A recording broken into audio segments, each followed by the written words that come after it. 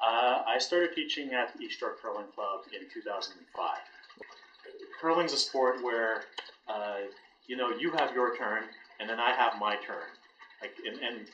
Unlike sports like hockey or basketball, everything's so fluid. You never know what's going to happen every single second. In curling, it's almost like, here's the situation, deal with it, right? So you have all this time to think, and it does appeal to kids and adults who like to think that way, who love to play board games, who love to play chess. And it's a game where you're thinking ahead all the time.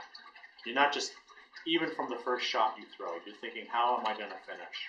And how you throw that first shot will sometimes tell you how it turns out for the rest of the game. They say that strategy in curling is one of the hardest things to teach anybody, not just kids. What I do now, what shot I play now, whether it's a guard or a hit, or any way I start something, that could affect how I finish the game or whether I win or lose. I think, not just for kids, but for a lot of people, they want to get the shot right now. They want to hit something. They want to get it right on the button right now, not realizing that if you don't set yourself up properly, you're going to lose, right? Because you've just wasted, for the short-term gain, you didn't realize that there was a long-term purpose. And I got hooked. I realized I wanted to be the best coach I could be. At the same time I was learning, I thought I could pass down that knowledge because I came from that myself. I was not the best curler when I started.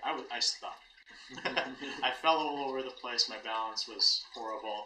It took me years to figure it out. And I thought, I learned so much. I could very least, I know where people are coming from. I wasn't one of those people that got up to an ice sheet and just slid. No. I was the one flopping. I was the one slipping on my slider. So to me, it was important.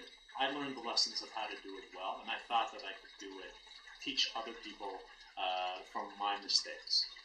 What other sports would you liken curling to most? Golf, lawn bowling, bowling. They say it's a target sport. Right. I met someone at a coaching conference who is a shooter, who shoots guns, and it's very much similar. I mean, you're trying to hit a target with a projectile. So yeah, I think those are the close. But I say golf too because, and it's not surprisingly, I said before, a lot of curlers are also golfers. But the whole idea of a golf swing is very.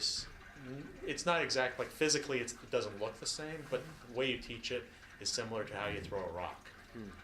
Right? You're starting from zero, like a standstill, and then you're creating a motion that, and you're hitting something or throwing something at a target. And eventually, for the last 3 years, I coached the Little Rock program, so the children's curling. I think a lot of kids have been interested in the sport because of the Olympics. They watch curling on television. They see our Canadian teams doing well.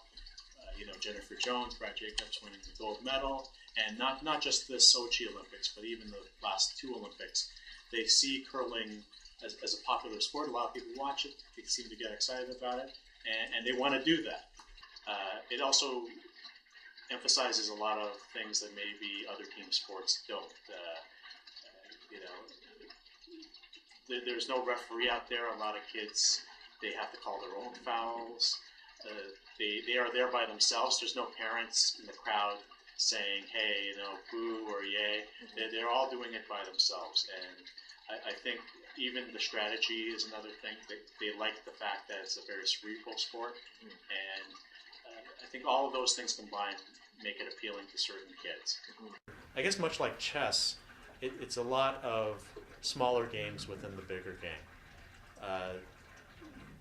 It's the ability to see the whole picture in little chunks. And that's what I tell the kids inevitably, that it's like painting a picture. You start with, the first strokes might not be perfect, but as long as you get to the final picture, that's what matters. And it's just a party, really. They try to do some sort of party thing here. World Championships, the Brier, the Scotties, if we happen to be around the club, we'll sit down in the lounge, have a beer, and watch it. It's rare that the game that doesn't end with two teams sitting on a round table drinking something or eating something and getting to know your opponents, not just on the playing surface, but socially afterward. And in fact, I met my wife through curling. Is that right? That's true. Wow. Yeah. So we happened to curl together once against each other, and I guess the sparks flew, and one thing led to another, and years later we got married. It's a very inclusive sport, even in the same game. Mm-hmm. You could have 90-year-olds and teenagers. Right. And, who knows what will happen.